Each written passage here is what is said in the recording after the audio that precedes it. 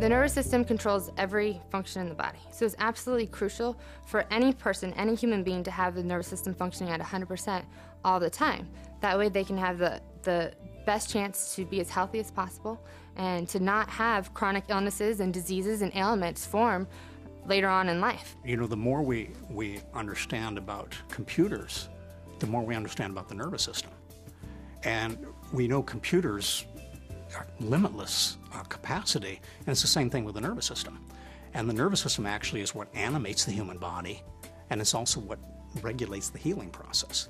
Brain health and healing messages leave the brain by way of the brain stem, pass through the neck, down the spinal cord, out over the entire nervous system to all parts of the body. These messages control everything that goes on in the body. These messages also direct all body healing. If that spine's on that zero position, the nervous system's wide open and life is good. If the spine's off that zero position, sometimes even a measurement of 3/4 of a degree, it will create stress in the entire body from it. It doesn't take much to really create that distress. So let's say one of the top two bones in your neck gets misaligned just enough to cause some irritation, to interfere with that nerve flow from your brain to any one or multiple parts of your body. Well, if where those particular nerves go do not get a full amount of nerve flow, then that part of the body is not going to work the way it's designed to work.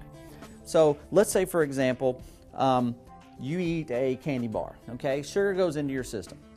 All right, now in the stomach you have sensors there that will send a message to the body, or to the brain, I mean, telling the brain, hey, we got sugar in the digestive tract. We need to get the sugar out of the digestive tract into the bloodstream. So then the brain then sends a message down to the pancreas, telling the pancreas, hey, we need to produce insulin. Well, let's say there's a bone misaligned here, and it's interfering with that nerve flow to that pancreas.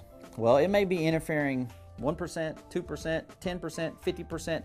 Anything less than 100%, your pancreas isn't going to be working the way it's supposed to, thus you get diabetes, okay? Now, let's say you were to go in here and we were to find that, and we were to correct that misalignment. Now, all of a sudden, you get 100% of that nerve flow from the brain down to that pancreas, and then the pancreas again starts functioning the way it was supposed to. You get the full amount of insulin into the system, the sugar is taken out of the digestive system into the bloodstream. Now, all of a sudden, you no longer have diabetes. That 1 millimeter affects your nervous system. And because the nervous system controls everything, that's why that has such a powerful impact. Correcting that allows your body to finally heal.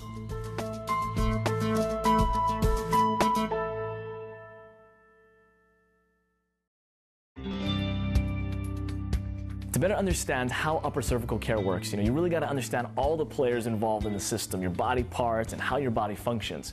We've got the top two bones at the top of your spine, the atlas and the axis. Your nerve system flows through those top two bones. And your nerve system is like the superhighway of communication throughout your entire body. And where is that communication coming from and going to? That's right, your brain. Sometimes patients really have a hard time grasping upper cervical because it makes too much sense. They ask me, could it really be that simple? And yeah, actually it is. It's as simple as stepping on a garden hose. Let's say, for example, you have a garden hose connected to the water spout, okay? Turn that garden hose on, water's flowing freely. Well, you come over, you put your foot on that garden hose. Now what's going to happen to the water coming out the hose? Well, obviously it's going to be diminished, possibly even cut off altogether. Well, the same thing happens with your body. I think that most people recognize that the world's greatest drugstore is within your own body.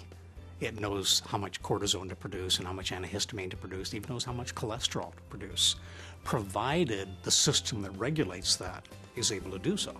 You have to deal with that life power and respect it and work with it. Don't fight with it.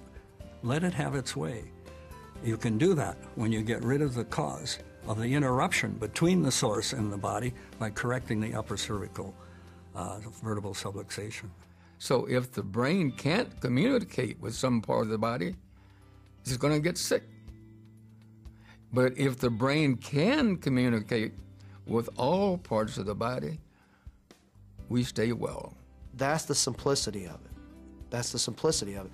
And people can't, you know, you can give them the garden hose analogy that there's a source for the water, and you step on the hose and the water doesn't water the grass, and when you remove your foot from the hose, the water comes out and waters the grass and the grass grows. And it's too simple for them. It's just too simple. There's got to be something more to that. We've got to spray something on the grass. We've got to add something to the ground to make it grow. We've got to intervene in that. And the wonderful thing about the body and the complexity of it is that it's intelligent in itself. It's a self-healing organism.